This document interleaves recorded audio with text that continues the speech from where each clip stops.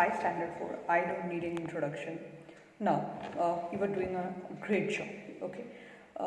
While I think all of you are doing it, you have completed already 2 chapters. One is Ruskin Bond's What's Your Dream, and the second one is Kenn Nesbitt's When Frankenstein Was Just a Kid. That's a great piece, okay? I have already told you this, we have already discussed this in the class, that half of our chapter is in the words, is in the text, but there are 2 other halves of the chapter.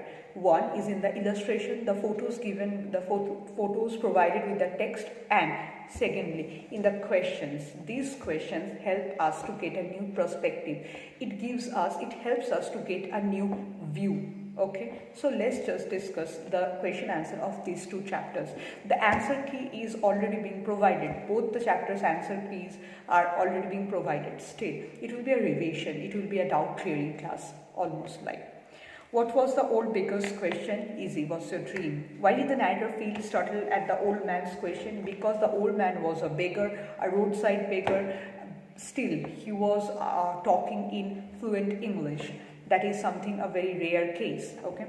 What was the narrator's dream? The narrator means our little boy. His dream was to have his own free space, his own room. That's his interpretation of freedom, okay? What kind of room did the narrator live in? The narrator lives in a big room, but the size of the room does not matter to him because he has to share that very room with his siblings, aunt and cousins, brother, sister. The point is, he does not want to share that very room, okay? That room was big, that room was good, but no point because he has to share it.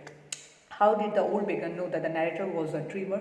Because the narrator was spending his entire afternoon on the branch of a lychee tree, and that was not the season of lychees. Then what was the point of roaming around the lychee tree? He was roaming around the lychee tree. He thought that because maybe he did not have a catapults, but actually he was a dreamer according to the old beggar, okay? According to the old beggar, our narrator was a dreamer. Reference to the context question. A room of your own. Who said this line and to whom? The old baker said this line to our narrator. Why did the speaker say a tree of your own? Because our narrator wanted a room of his own, and our speaker here, our old baker, he just transformed his materialistic dream to something abstract, okay? He just wanted that reference between a materialistic dream and something in abstract. Abstract means something that we cannot touch. We cannot touch freedom, okay? Here the little boy wanted freedom. Freedom is the ultimate thing for him. But he started his process of dreaming from a room of his own. And the beggar gave him the ultimate purpose that he is looking for, that the little boy is actually looking for something abstract, and that's freedom. According to the speaker, why can't many people have their own rooms? Because we are living in the second most populated country, and there is another reason for that. Not everyone dream of their own room, of having their own room. If you don't dream for it, you are not going to have it. You have to dream for it first. Only then you can have it. Okay? Not many of the people out there, they have their dream. They have the courage to pursue their dream, to live their dream, to achieve their dream. According to the speaker, okay, done. Next question. Live long, my friend, be wise and strong, but do not take from any man his song. Most 2 important lines. By the end of the story, we get these lines. The old man's, the beggar's advice to the little boy, to our narrator. Who said this line to whom? Just said. What did the speaker mean by do not take from any man his song? Do not snatch any man's dream. What the man has, the man's inner wish. Do not snatch it away from that very man. Don't be greedy. Pick out a pair of rhyming words from the line started above. Do I have to tell you that? You are intelligent enough. Think and answer. You have to think. Now, this portion is, I think, as objective. Why objective? Not objective, that's based on individual. I may think in a different way, you may think in a different way. So my answer may differ from yours. So no issues in that case. I'm going to tell you what I think and answer you. How can one lose all that he or she has achieved in life? By being more greedy, more, and at one point you will lose whatever you have achieved, everything. On that day you will be having a great zero, a big zero. So it's better not to be greedy. It's better to be happy with whatever you have.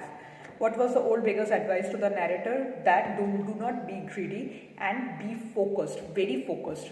So only in that way you can achieve your dream. If you get distracted, you are not going to get your dream. You are not going to get hold of your dream. What is important to follow one's own dream, because that is the one sole purpose of our life, of our birth. Our dream actually defines us.